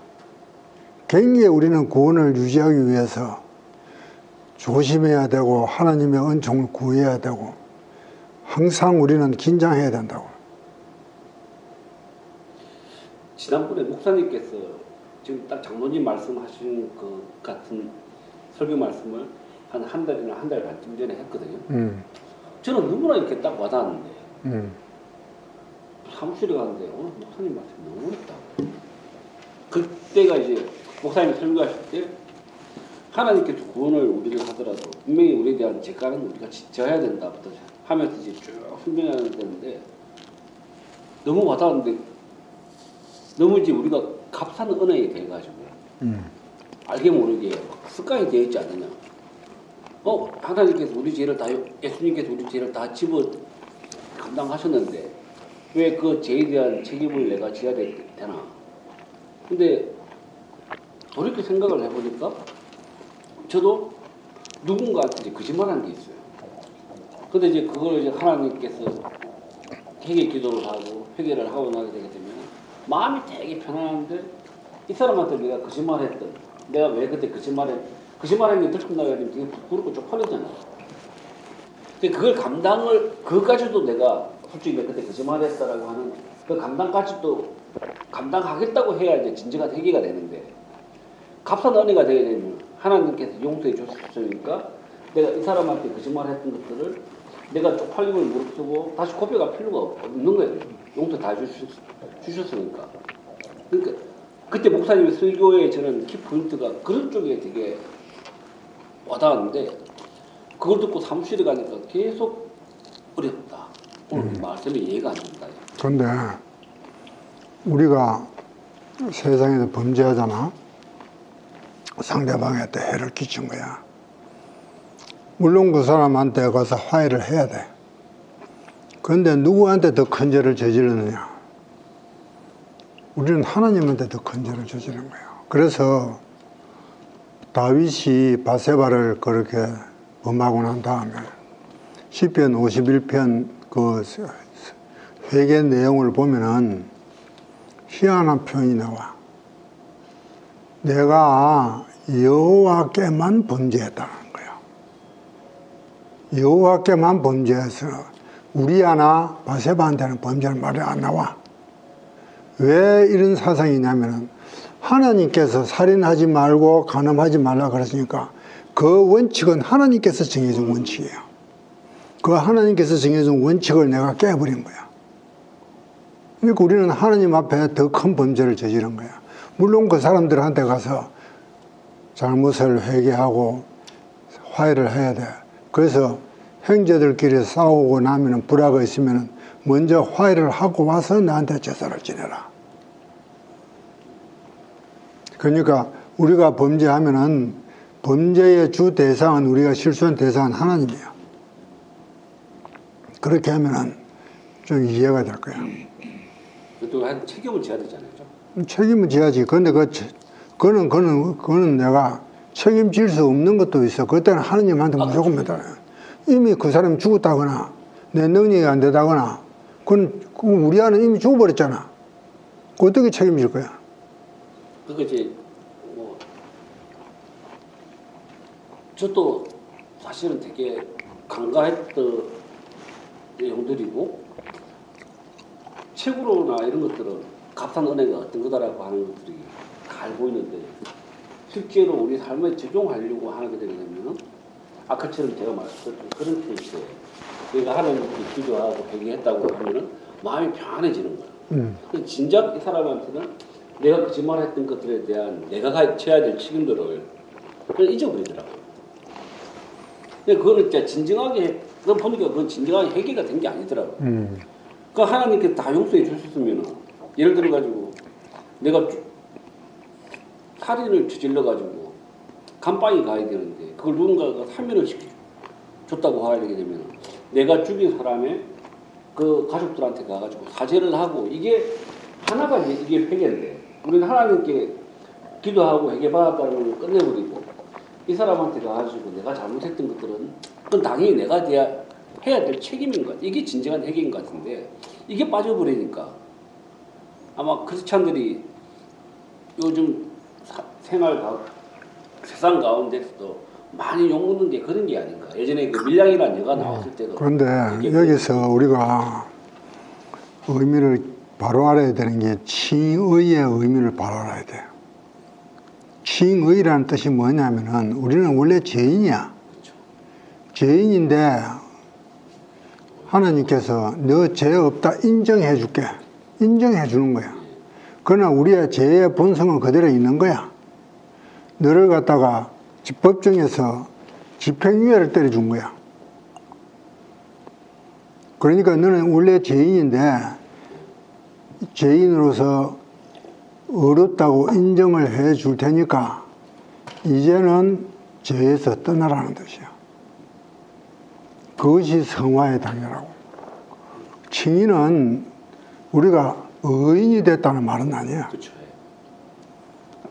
그다음에 죄인으로서 그 이름을 갖다가 바꿨을 뿐이 우리 원래는 죄인이었다고. 그러니까 칭의의 뜻을 우리는 그렇게 이해를 해야 돼요. 저도 이제 사업을 하다 보니까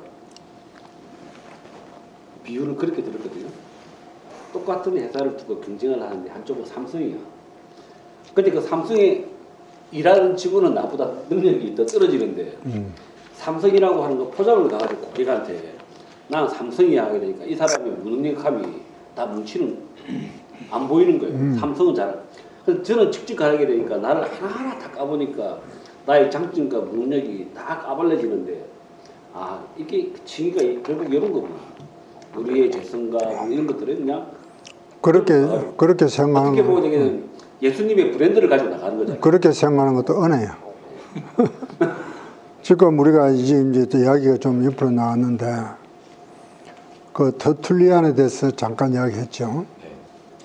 그럼 터툴리안 밑에 차프리아누스라는 사람이 있어. 터툴리안의 좀 제자 혹은 배운 사람인데 이 사람도 카르타고의 교부 중에 한 사람이야. 이름 누구라고? 그 치프리아누스 혹은 키프리안, 치인하고 키프리아누스 그 발음이 다를 수도 있어.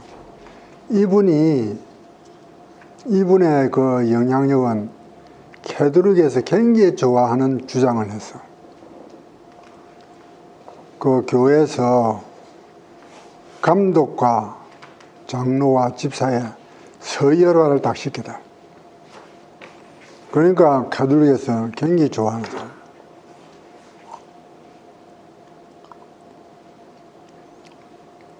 그런데 이분은 또 한 가지 유명한 말을 했는데, 교회 밖에서는 구원이 없다.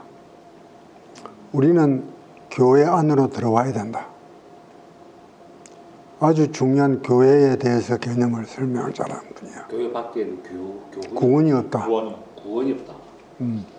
그게 그렇게 뭐 그때 당시 의미가 있단 말이에요. 중요하지. 그래서 무교회주의자들이나 내 혼자 하나님을 믿는다, 혼자 돌아다니는 사람들, 그런 사람들은 하나님의 그 보호 바깥에 있는 사람들이야. 그러니까 그 당시에는 그러면 그런 이것들에 대해서 생각이 그렇게 확 박혀 있지 않았다는 이 그렇지요, 그렇지. 그 사람이 교회론에 대해서 아주 유명한 그 교회론에 대해서 아주 그 정립을 잘한 사람이야. 지퍼레 아누스가.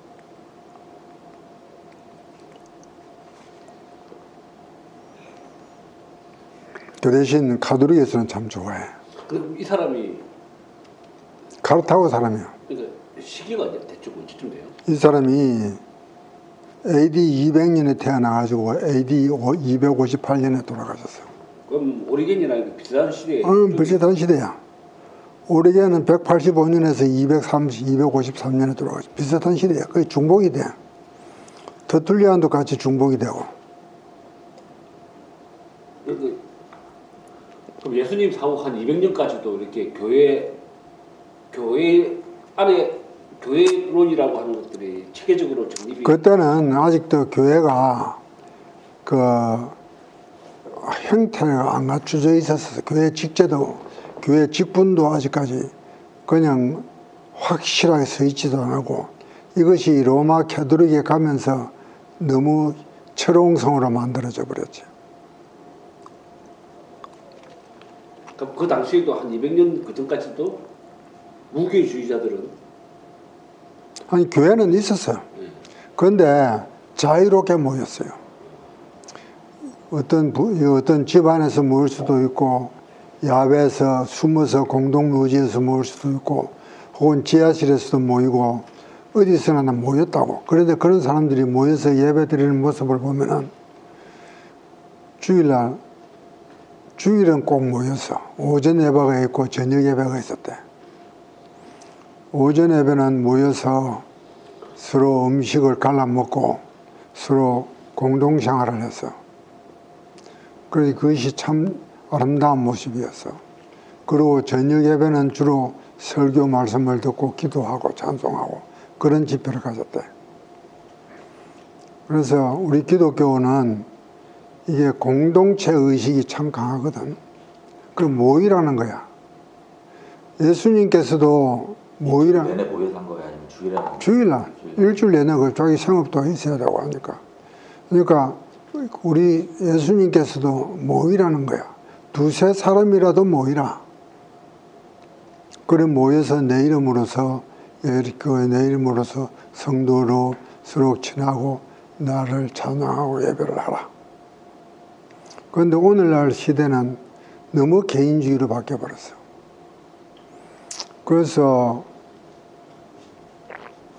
내가 어떤 책에서 봤는데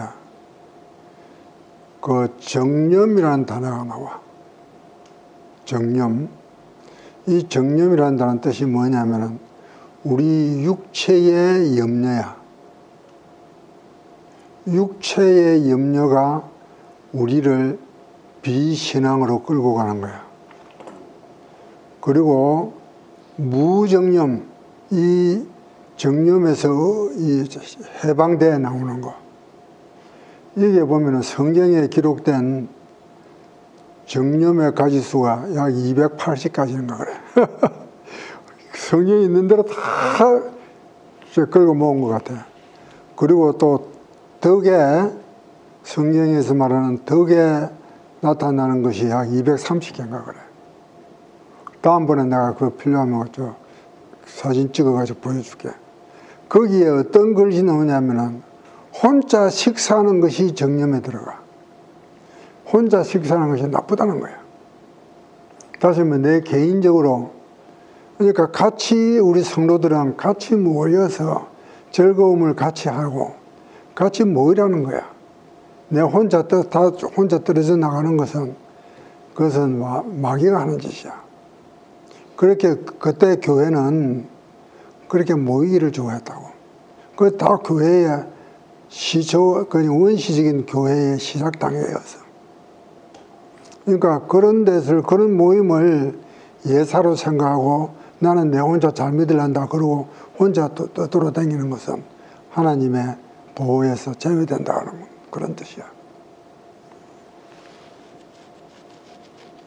그래서 나는 혼자 밥 먹는 거, 나 그걸 보고 놀랐어. 그 정념의 그 나쁜 습관 중에 하나가 혼자, 그리고 너무 지가 결백하려고 노력하는 거. 너무 결백하려고, 완벽하려고 노력하는 거. 그것도 정념에 들어가. 그리 되다 보면 내가 남을 비판하게 되고, 교만하게 되는 거예요. 저는 장로임직을 받고 나름대로 사업을 한다고 시간적 여유가 있다고 노예 갈 거 있으면 저보고 많이 가라고 해가지고 억지로 노예를 몇 번 갔거든요. 그럼 가가지고 되게 실망을 했던 게 교회론이 흔들리는 거예요. 가서 처음 가서 느낀 게 뭐냐면 그냥 속된 말 그대로 제 느낌은 여기 업자들이 모였네? 이런 느낌인 거예요. 그러다 보니 더 반대로 이 교회라고 하는 지금 조직 자체가 업자들을 위한 조직 체계로 만들었나? 그런 것들이 너무 사실 많이 느껴진 거예요. 무슨 업체인가요? 같은 동종업계에 있던 목사들 있잖아요. 그런 느낌이 너무 많이 들었던 거예요. 우리 개빌교회가 아니라 연합교회 이렇게 가보게 되면 그래서 이제 더더군다나 지금은 유튜브에 가보게 되면 진짜 은혜스러운 찬양, 감동적인 설교 더 많잖아요. 그러니까 교회 와서 보면은 또 그러지 않은 우리 교회만 보면 괜찮은데 교회 연합회를 이렇게 쭉 가보게 되면은 이 업자들을 위해서 이렇게 하나씩 뭔가 체계가 갖춰졌구나라고 하는 걸 들으니까 실망이 너무 큰 거야. 우리가 교회로 구원받는다고 했는데 노예나 총회 가면 우리 최성욱 집사도 잘 알겠지만은 이거 업자들을 위한 단체가 체계적으로 구성화되고 그 사람들의 이익을 위해 가지고 하나씩 갖춰져 가 있는 이런 것들을 과연 교회라고 할 수 있나라고 하는 실망이 너무 드는 거예요. 지금도 사실은 그런 마음도 있고 우리 교회 안에서 같이 모이고 교제하고 여기까지만 알고 있다가 그걸 딱 넘어서는 순간에는 그런데 오늘날 교회가 그런 감정이 드는 것이 결코 바람직한 건 아니야. 그렇게 교회가 들은 거 어떡해요? 그런 모습으로 바뀌는 것이 상당히 슬픈 현실이라고. 그만큼 교회가 말씀 중심이고 그리스도 중심이 돼야 되는데 세상 중심적으로 자꾸 축이 옮겨가는 것 같아요. 그게 교회의 세속화예요.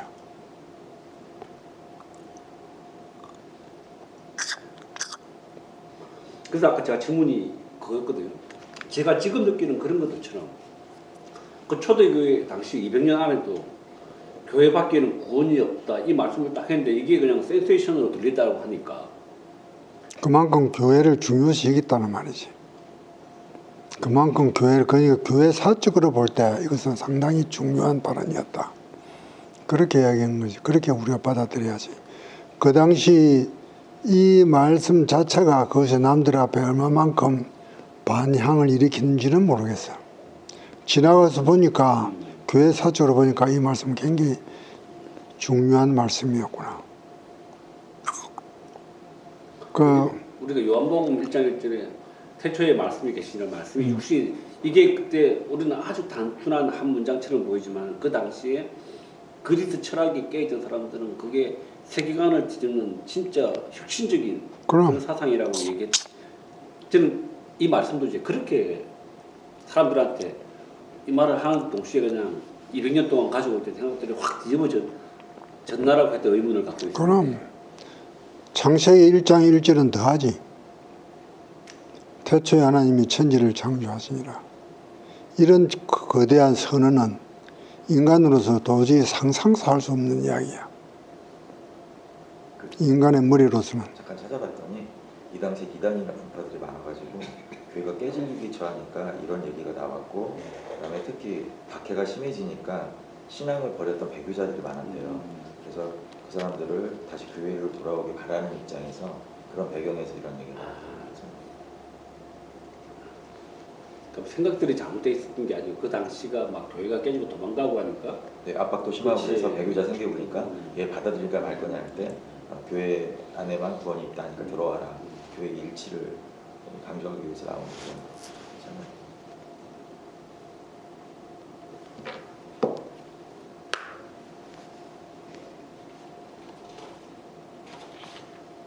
그러니까 그때는 교회가 형성이 되어 가는 과정이었으니까 교회에 대한 그런 의식이 그렇게 강하지 않았던 것 같아요. 장로님 보면 여기 찾아봤더니 막 이렇게 지금 카톨릭 같은 경우는 죄 고백하고 그런 게 있잖아요. 이분이 이제 배교자 할 때 이렇게 진심을 뉘우치면 받아들인 거에서 이게 영향을 줬다고 설명이 있더라고요. 그러니까 지금 고해성사 그런 게 이분이 이게 자꾸 이제 배교자가 있어서 다시 받아들일 때 진정으로 회개한 사람을 받아들인다 해서 유래돼가지고 영향을 미쳐서 지금 카톨릭에 그런 고해성사라든지 영향을 줬다고. 그런데 그것이 지금에 와서는 제도화가 되어가지고 마치 신부가 죄를 사해 주는 것처럼 그런 인식을 가지게 돼. 네. 그거는 하나님의 이 자리를 신부가 대신하는 거야. 이분이 또 마태복음 16장에 베드로 수익권 해가지고 베드로 권위가 네. 사도들한테 내려왔다 이렇게 말하니까 이제 이분은 교황을 그렇게 강조를 안 했는데 다 똑같다고 그랬는데 이제 지금 써먹는 사람들은 교황이 최고다. 그것도 이 사람한테 들어야 되는 거예요. 이 사람은 그런 의도에서 한 게 아닌데 자꾸 이렇게 카톨릭이 써먹는 거예요. 그 장로님 하나 여쭤볼게. 아까 저기 소장님이 질문하셨는데, 뭐 하나님 이렇게 하시는데 어떻게 교회가 이렇게 실수가 있을 수 있냐 그랬잖아요. 근데 제가 한번 여쭤볼게.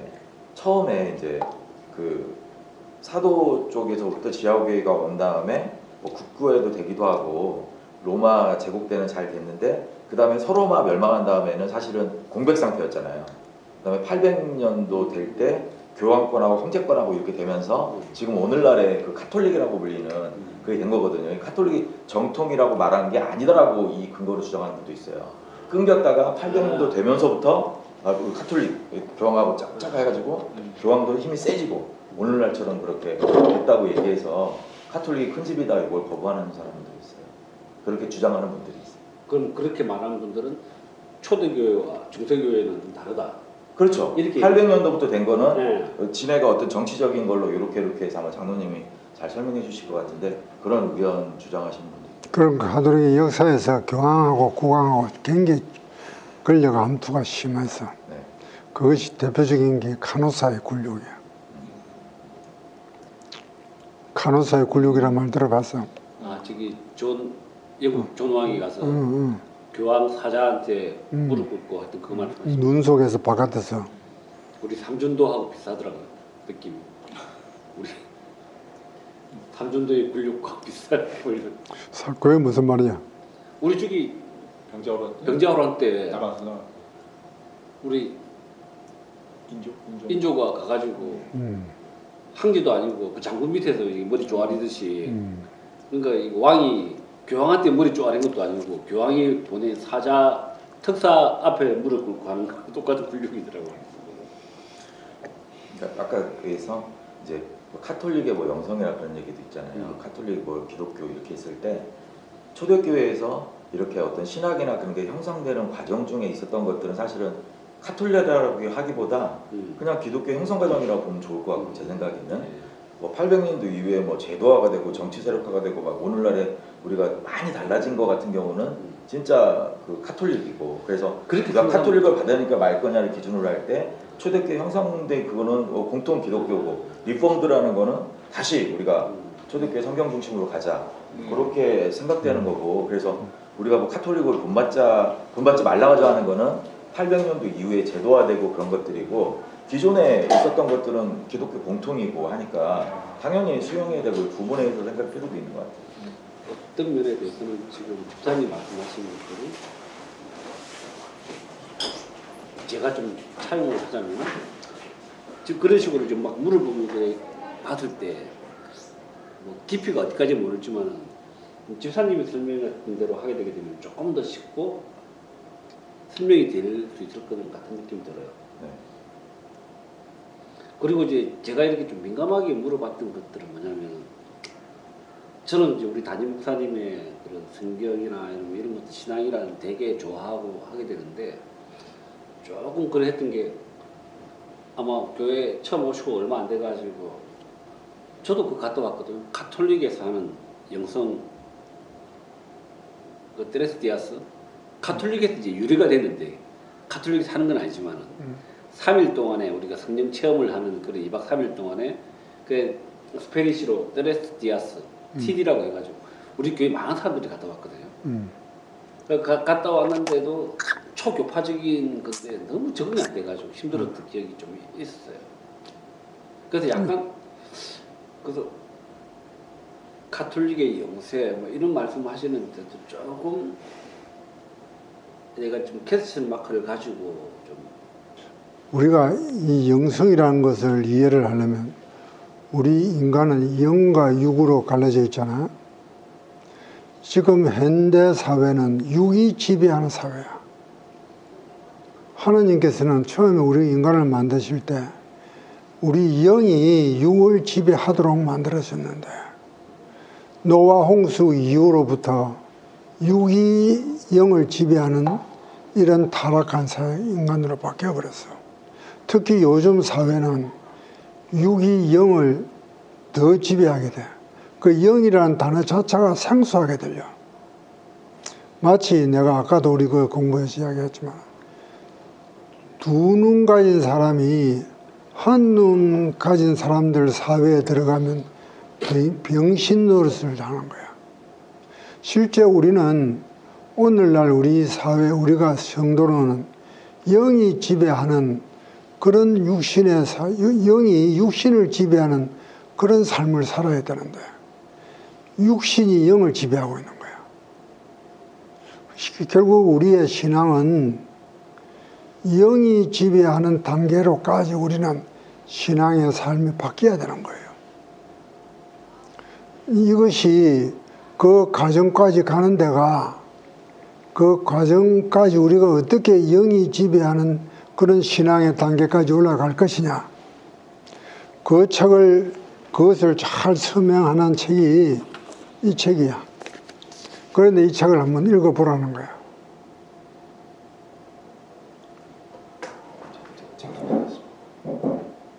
영이 지배하는 사회, 영이 육신을 지배하도록, 다시 말하면 우리의 영성이 살아 있어 가지고 하나님께 가까이 가는 거야. 옛날 구약 시대는 이스라엘 백성들 중에서 하나님과 대화하는 사람도 있었어. 대부분의 이스라엘 유대인들은 하나님을 보면 죽는다 그랬다고 두려워했어. 그러니까 육의 생활에 파묻히는 사람들이야. 그런데 어떤 사람들은 하나님과 직접 대면하고 대화하는 사람도 있었다고. 그런 사람들은 하나님께서 내가 내 옆에 와서 나하고 대화하자 이렇게 허락을 한 그런 분, 영의 사람이 충만했던 사람들이야. 여기서 보면은 우리가 신앙적인 삶이 우리가 영으로서 우리가 육신을 지배할 단계까지 어떤 과정을 통과해야 되느냐. 이 책에서 그 과정을 설명을 잘 해놨어. 책이 나 이 책이 이게 이 책이 지은 지가 AD 한 1300년인가 1250년 연대는 잘 모르겠는데 16세기라고. 16세기 그러면 1500 몇 년이네. 그러면 그 마르틴 루터도 이 책을 읽고 굉장히 감명을 받았대. 개혁주의 신학자도. 이 사람은 물론 그 캐톨릭 신학자야. 캐톨릭 신학자인데 독일의 신비적인 그런 신학자였다고. 이 책 사서 읽어봐요. 참 유익한 책이야. 우리가 어떻게 해서 하나님 옆에 가까이 갈 것이냐. 어떻게 해서 하나님 옆에 가까이 갈 것이냐. 예수님께서 답을 말씀 다 해주셨어. 옛 사람을 죽이고 자기의 십자가를 지고 나를 따라오라. 옛 사람을 죽이라는 거야. 나의 본성과 욕망과 욕심을 다 버리라는 거야. 그렇게 되면은 예수님께서도 하신 말씀이 팔복음에서 마음이 청결한 자는 하나님을 볼 것이요 그랬잖아. 예수님께서 이미 말씀하셔서 우리 마음이 청결하면은 오만 정념이나 오만 욕심이나 오만 제약까지 마음속에 부글부글 끓고 있거든.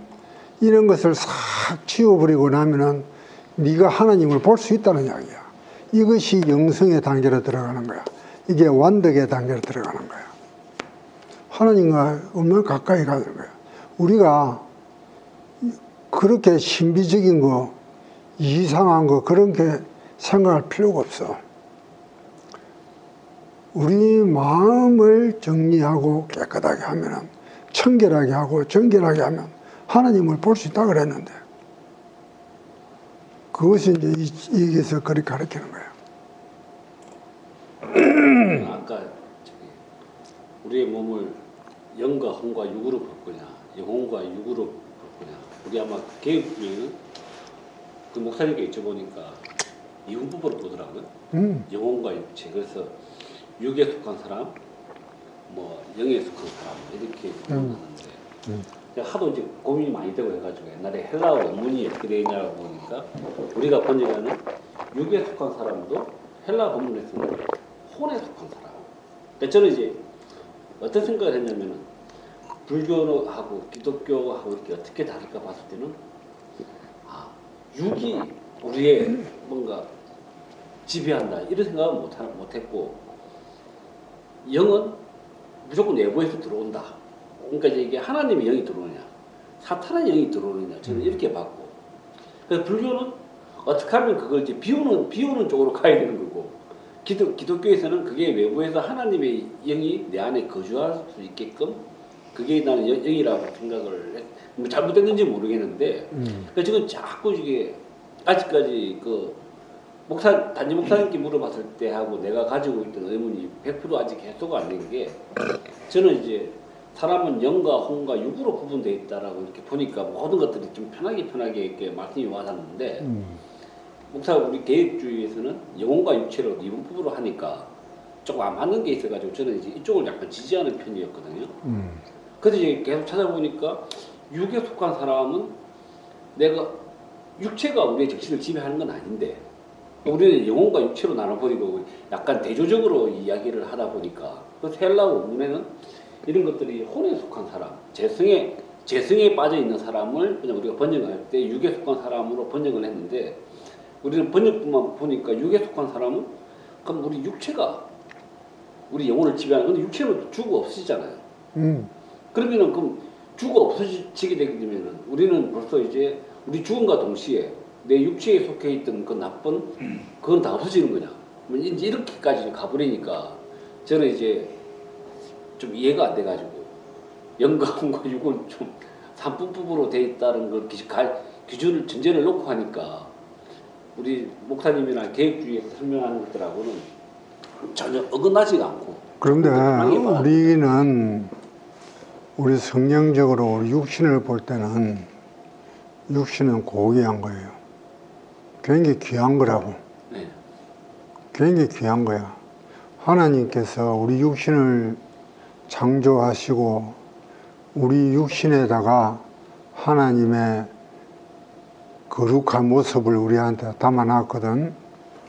우리는 우리 육신은 하나님의 거룩한 성전이에요. 육신을 더럽히면 안 돼. 우리 육신도 굉장히 고귀한 거라고. 부활 때 우리 육신이 그대로 부활한다고. 그때는 우리의 영과 육이 새롭게 부활해가지고 하나님 나라에 들어가는 거야. 육은 썩어서 없어지는 게 아니야. 이것이 플라톤적인 사고방식이고 그 영지주의적인 사고방식이야. 우리의 육신은 하나님이 거하시는 성전이라 그래서 굉장히 고귀한 몸이에요. 우리의 몸도 정결하고 깨끗하게 간수해야 돼. 그리고 우리의 마음이라는 게 있는데 죄가 어디에 거하느냐? 죄가 거하는 곳이 우리의 마음이야. 마음 안에 죄가 거하고 우리 마음 안에 영혼도 거한다고. 성령도 우리 마음 안에 거해요. 그러니까 우리 마음이 그 구약에서 말씀하셨듯이 천하보다 부패한 것이 인간의 마음이라 그랬어. 여호와께서 보실 때는 우리 인간의 마음이 그리 부패해 있어. 이 부패한 마음을 싹 걷어내고 청소를 하는 것이 우리가 거듭나는 거고 본 어게인 하는 거라고. 그러니까 우리는 매일매일 우리 마음을 정결하게 해야 되고 청결하게 해야 돼. 우리 마음 자체를. 그러니까 성령님께서 우리의 영과 성령님이 같이 내 마음속에 거하시도록 우리는 그렇게 항상 죄에서 자유로워야 돼요. 오늘 그 이레니우스가 가장 강조했던 게 그 장로님 말씀하셨던 그 육신에 대한 거룩함. 그렇지. 예.